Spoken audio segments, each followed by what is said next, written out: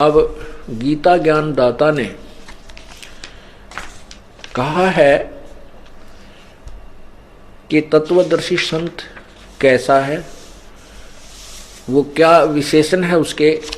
और फिर जब तत्वदर्शी संत मिल जावे, तत्व ज्ञान तुझे हो जावे, उस तत्व ज्ञान से पूर्ण रूप से समझकर उसके पश्चात उस परम पद, उस परमेश्वर के परम पद की खोज करनी चाहिए उस सतलोक की, के जहां जाने के बाद फिर साधक कभी जन्म मृत्यु में नहीं आता।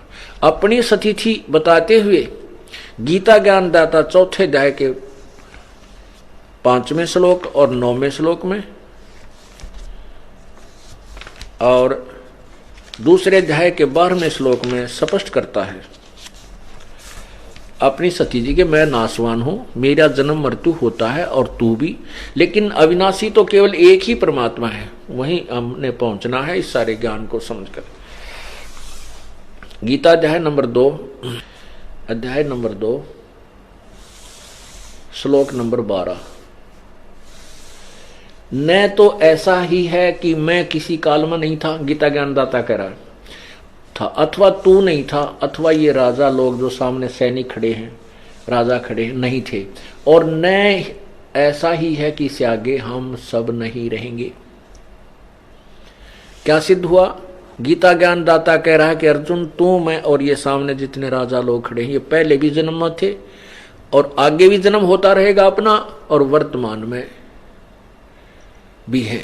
हम अपना, तेरा, मेरा और इन सभी का जन्म मृत्यु सदा बना रहेगा, हम अविनाशी नहीं हैं। चौथे अध्याय, अब इसी दूसरे अध्याय के 17वें श्लोक में कहा है, दूसरे अध्याय का 17वें श्लोक में कहा है कि नाश रहित तो उसको जान जिससे ये संपूर्ण जगत दृश्य वर्ग व्याप्त है, अर्थात जिसने सारे संसार को रचा है। इस अविनाशी का विनाश करने में कोई समर्थ नहीं है, अर्थात कोई और है जो अविनाशी है, गीता ज्ञान दाता से भिन्न है। अब गीता अध्याय नंबर 4 के अब श्लोक नंबर 5 को देखें और 9 को देखें। गीता अध्याय नंबर 4 और ये 5वां श्लोक है। इस 5वें श्लोक का यहां अर्थ है, हे परंतम अर्जुन, मेरे और तेरे बहुत से जन्म हो चुके हैं, उन सब को तू नहीं जानता, मैं जानता हूं। अब 9वें में क्या कहा है? ये 9वें में, हे अर्जुन, मेरे जन्म और कर्म दिव्य अर्थात निर्मल और अलौकिक हैं, दिव्य हैं। इस प्रकार जो मनुष्य तत्व से जान लेता है वह शरीर को त्याग कर फिर जन्म को प्राप्त नहीं होता, मुझे प्राप्त होता है। ये तो इन अनुवादकर्ताओं की नालायकी है। इसका अर्थ ये है कि काल भगवान कह रहा है कि मेरे जन्म और मृत्यु तो होते हैं लेकिन अलौकिक हैं, दिव्य हैं। वो कैसे? जैसे आपको पिछले सत्संग में भी समझाया था कि 7 ब्रह्मा की मृत्यु के बाद एक विष्णु की मृत्यु होती है, 7 विष्णु की मृत्यु के बाद एक शिव की मृत्यु होती है, जो इस ब्रह्म का, ज्योति निरंजन का, गीता ज्ञानदाता का पुत्र है। ये 3 पुत्र हैं, तीनों की ऐसी ऐसी आयु का अंतर है। तो 70,000 जब ये काल के पुत्र शिव मर जाते हैं तो एक सदाशिव अर्थात ब्रह्मलोक में रहने वाला ये काल अपना शरीर छोड़ देता और एक ब्रह्मांड का नाश हो जाता है। और ये एक युग होता है परब्रह्म का, अक्षर पुरुष का। जैसे ब्रह्मा का एक दिन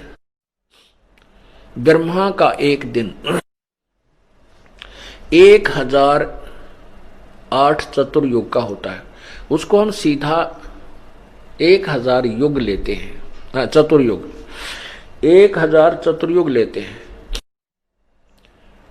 और एक चतुर्युग में 43,20,000 वर्ष होते हैं, ये अपने वर्ष। ये मानव के जो वर्ष हैं ये 43,20,000 एक चतुर्युग यानी 4 युग में, सतयुग, त्रेता, द्वापर और कलयुग, इन चारों में 43,20,000 वर्ष होते हैं।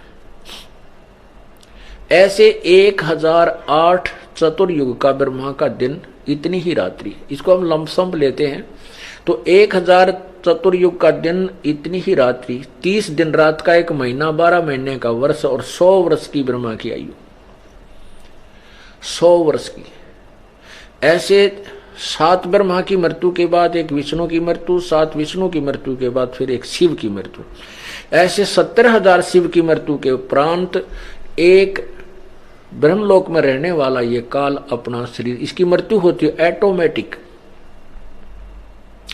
इसका जन्म फिर किसी मां से नहीं होता, ये अपने आप एक निर्धारित समय पर इसका ऐसे ही शरीर बनता है उस परमात्मा के द्वारा, कबीर परमेश्वर द्वारा। ऐसे दुर्गा का विनाश होता है, दुर्गा का फिर ऐसे शरीर बनता है। ये दोनों युवा रूप में प्रकट हो जाते हैं, फिर से ये सृष्टि अपने दूसरे ब्रह्मांड में जाकर के नए सिरे से ऐसे ही रचते हैं। रजगुण ब्रह्मा, सदगुण विष्णु, तमगुण शिव जी की उत्पत्ति करके फिर एक ब्रह्मांड को चलाते हैं। तो जो इस एक ब्रह्म की मृत्यु हुई, गीता ज्ञान दाता की मृत्यु हुई, ये एक युग हुआ परब्रह्म का अर्थात अक्षर पुरुष का। अभी गीता अध्याय नंबर 15 के श्लोक 16 और 17 में आपको अक्षर पुरुष और क्षर पुरुष और ये परम अक्षर ब्रह्म, परम अक्षर पुरुष, पूर्ण परमात्मा की महिमा समझ में आओगी। तो ये जो एक युग हुआ परब्रह्म का, एक काल की मृत्यु होती है जब उसका एक ब्रह्मलोक में जो एक ब्रह्मांड का विनाश होता है तब एक युग होता है परब्रह्म का। ऐसे ही 1000 युग का परब्रह्म का दिन इतनी ही रात्रि। नोट चतुर्युग, यहां चतुर्युग नहीं है। चतुर्युग केवल ब्रह्मा के दिन और रात में आता है और परब्रह्म के अंदर केवल युग होता है। 1000 युग का परब्रह्म का दिन इतनी ही रात्रि होती है। ऐसे ही 30 दिन रात का एक महीना, 12 महीने का वर्ष और 100 वर्ष की अक्षर पुरुष अर्थात परब्रह्म की आयु होती है, उसका भी विनाश होता है। अब इसके लिए आपको 8वें पवित्र गीता जी अध्याय नंबर 8 का सहयोग लेना होगा। किसको समझने के लिए?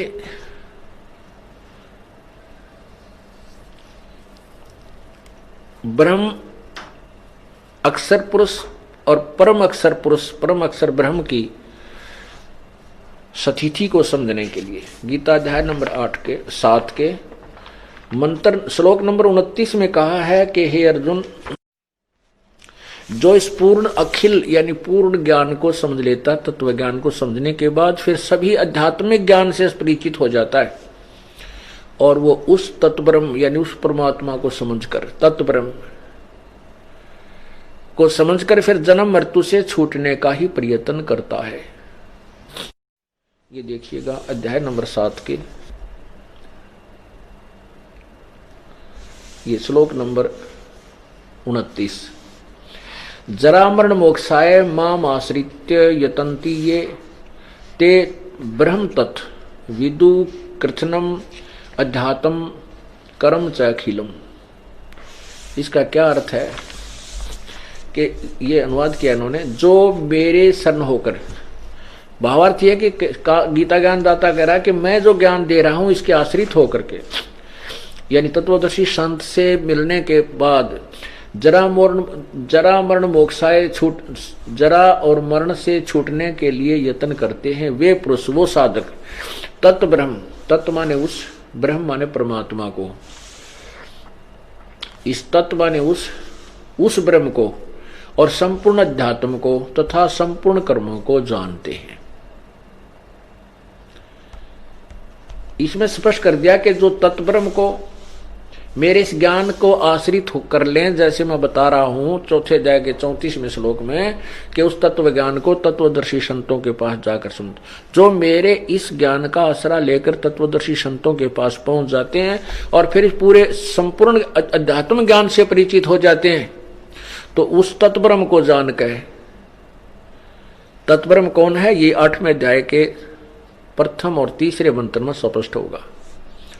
उन सबको जानकर फिर वो जन्म मृत्यु से ही छूटने का प्रयत्न करते, यहां की किसी वस्तु की इच्छा नहीं करते। ये देखना 8वां अध्याय अथ 8वां अध्याय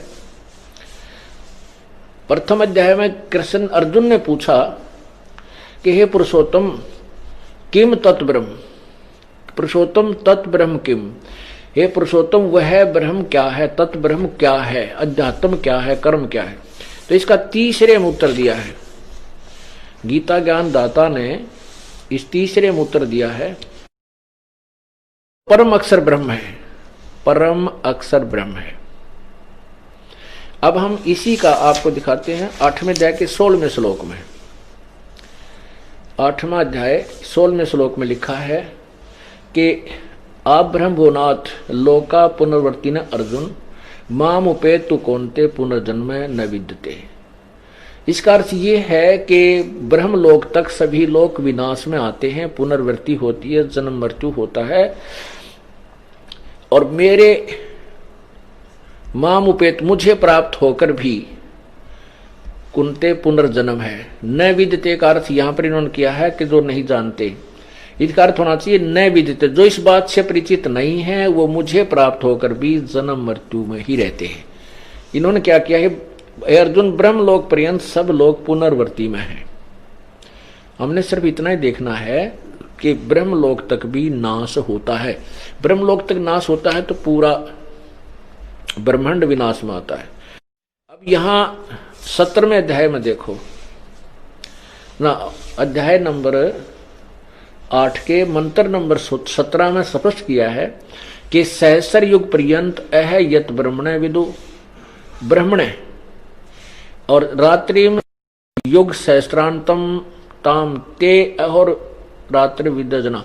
इसमें कहीं चतुर्युग नहीं है। सहस्र युग माने 1000 युग, इसमें चतुर्युग नहीं है, केवल सहस्र 1000 युग है। इन्होंने ब्राह्मण का अर्थ ब्रह्मा कर दिया, नहीं। ब्रह्मण होता है बड़ा भगवान। जैसे ब्रह्म से नेक्स्ट जो भगवान है, ब्रह्म से जो बड़ा है, इसके दो, क्योंकि कुछ ऐसे शब्द होते हैं जो उसके सेंटेंस से ही समझ में आते हैं।